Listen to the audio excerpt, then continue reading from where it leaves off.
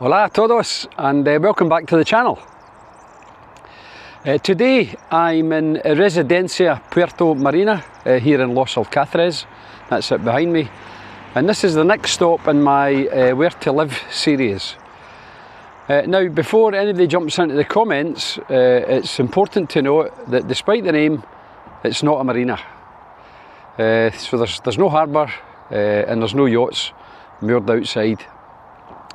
This is a residential urbanisation, a short walk away from the newer part of the town, you know, the 525 Plaza and the Strip.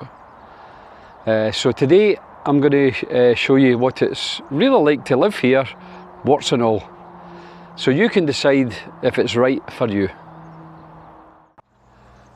So first things first, location. So, you know, Puerto Marina sits a little bit inland from the seafront. So you're not on the promenade here, you're not beachfront. And you're not looking into the Mar Menor for the balcony. But you're only a short walk or a bike ride away from the beach for the shops and the newer part of town. You know, so it's close enough to enjoy everything without paying frontline beach prices. Now, the urbanisation has around 235 homes, mainly made up of low-rise apartments, a few duplex-style properties. It's got shared communal areas, balconies and terraces, and 3 really good communal pools. Now, most of the homes here were built between 2000 and 2010, you know, so they're modern by Spanish standards. And the typical property size is somewhere around 80 to 90 square metres.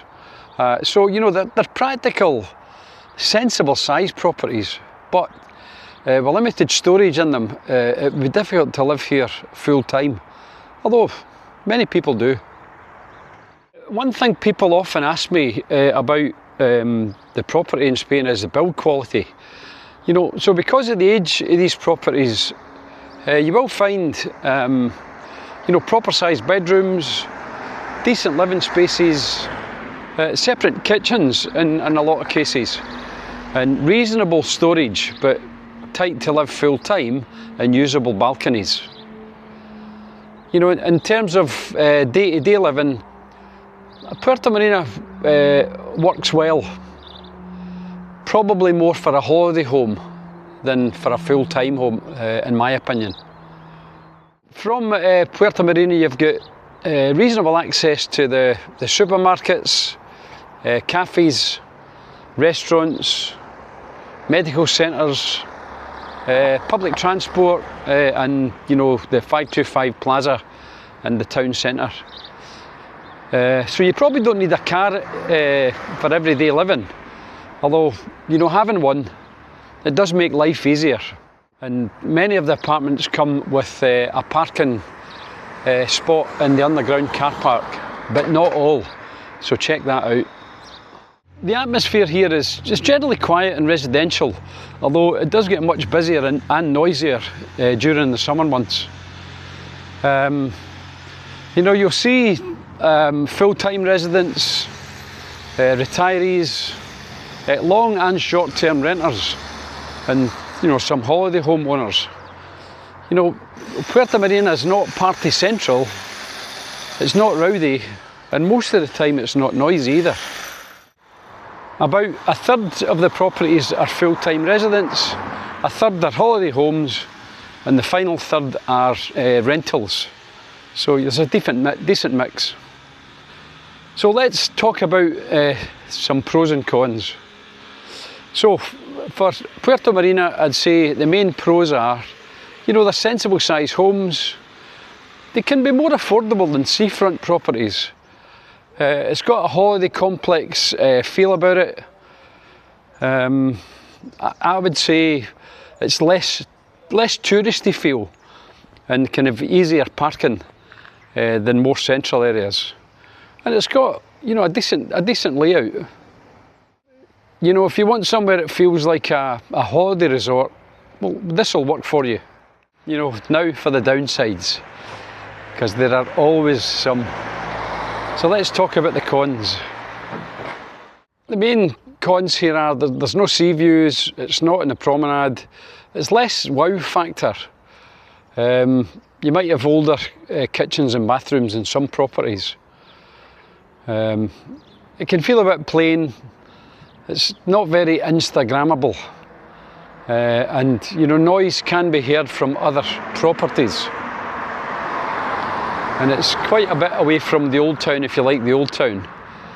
And the other thing I've noticed as I'm walking around here, at the minute it seems to be quite grubby around the edges. You know, there's quite a lot of weeds and unkempt footpaths, etc.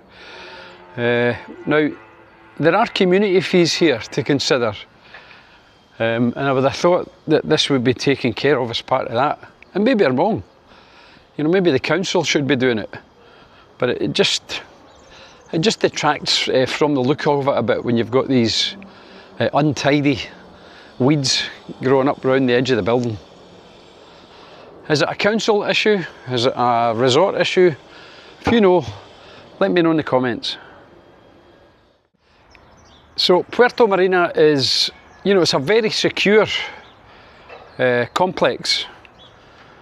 It's all gated, secure gated entries. You need keys to get into all of the resort, keys to get in through the main gates, etc. And it is, I think, the security patrols in the summer months. So, you know, it's a nice, secure place, if that's what you're looking for. If you're dreaming of waking up to the boats and sunsets in the marina, or you want to experience the traditional Spanish feel, this probably isn't the place for you. So, who is Puerto Marina best suited for? And again, this is only my opinion. I would say it's more suited for people looking for a holiday home. You know, maybe some retirees would like it, and people who want to live near the newer parts of town. It's probably less suited to full-time people that want to live here full-time, and luxury buyers. You know, because it doesn't give you that impression of luxury. Again, in my opinion. But if you're a beachfront lover, it's only maybe 10-15 minutes walk to the beach, but you're not right on it. And if you're someone looking for a prestige location, it's probably not for you. So I would say, you know, in Puerto Marina, you're paying for location and practicality, not for a postcode. Puerto Marina is a sensible choice if these things meet your needs. You know, it's not flashy, it's not glamorous, and it won't impress your mates on Instagram. But, you know, it tends to work, and as I say, about a third of the people live here full time. Obviously these people make it work for them and it makes sense for them, so you have to be sure that it would make sense for you. So that's my honest look at Residencial Puerto Marina in Los Alcázares.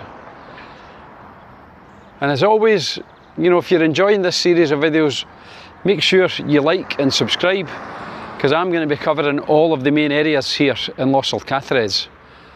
You know, let me know in the comments, would you live here? Do you own here? Have you owned here? And is this a fair summary of the area? Let me know in the comments. So thanks again for watching, take care, and I'll see you all in the next video.